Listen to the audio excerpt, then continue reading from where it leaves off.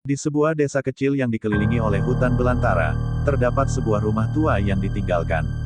Konon, rumah itu dulunya merupakan tempat tinggal Ki Semar, seorang dukun yang memiliki kekuatan gaib di masa lalu.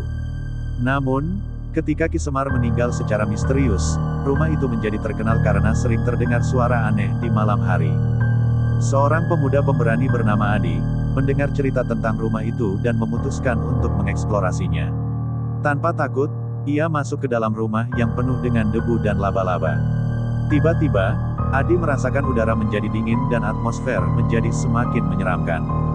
Namun, keingintahuannya tidak bisa dihentikan. Saat Adi berjalan di lorong gelap, ia mendengar suara langkah kaki di belakangnya, meskipun tidak ada siapa-siapa.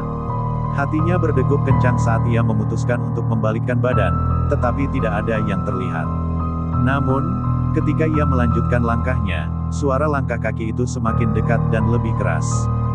Tiba-tiba, Adi merasakan sesuatu menarik kakinya ke bawah.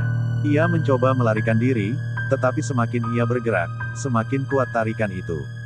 Tanpa disadari, ia terjebak dalam perangkap gaib Ki Semar. Dalam kepanikan, Adi berteriak meminta tolong, tetapi suaranya tenggelam dalam gelapnya rumah itu. Hingga saat ini, penduduk desa masih mendengar teriakan minta tolong yang tak berujung di malam hari dari rumah tua itu. Mereka meyakini bahwa roh Ki Semar masih menghantui, menunggu korban selanjutnya untuk jatuh ke dalam perangkapnya. Setelah kejadian itu, cerita tentang Adi yang menghilang di rumah Ki Semar menyebar ke seluruh desa.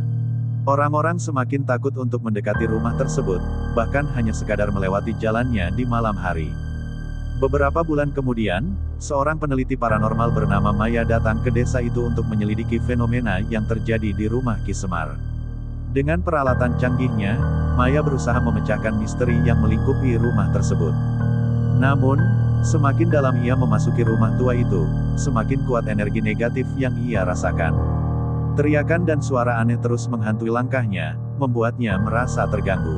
Namun, keingintahuan Maya sebagai peneliti paranormal tidak bisa dihentikan. Ketika ia mencapai ruangan tersembunyi di dalam rumah itu, Maya menemukan sebuah buku kuno yang berisi mantra-mantra gaib yang digunakan oleh Ki Semar. Tanpa disadarinya, ia mulai membaca mantra-mantra itu dengan suara lantang. Tiba-tiba, ruangan itu dipenuhi dengan cahaya biru misterius dan bayangan Ki Semar muncul di depannya. Dengan suara seram, Ki Semar mengungkapkan bahwa ia telah terperangkap dalam rumah itu karena keinginan kuatnya untuk membalas dendam. Maya, yang terkejut oleh pengakuan itu, berusaha untuk menghentikan mantra-mantra yang ia baca.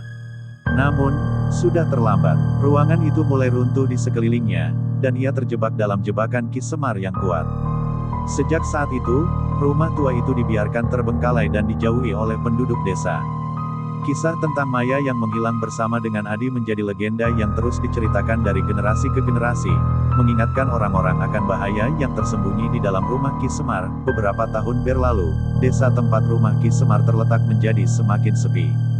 Penduduk desa yang tersisa semakin menghindari area tersebut, bahkan cerita-cerita horor tentang rumah Ki Semar menjadi semakin jarang didengar. Namun, suatu malam, sekelompok remaja nekat memutuskan untuk mencoba peruntungan mereka dengan memasuki rumah Ki Semar. Mereka merasa tertarik dengan cerita-cerita mistis yang mengelilingi tempat itu dan memutuskan untuk membuat video dokumenter sebagai hiburan.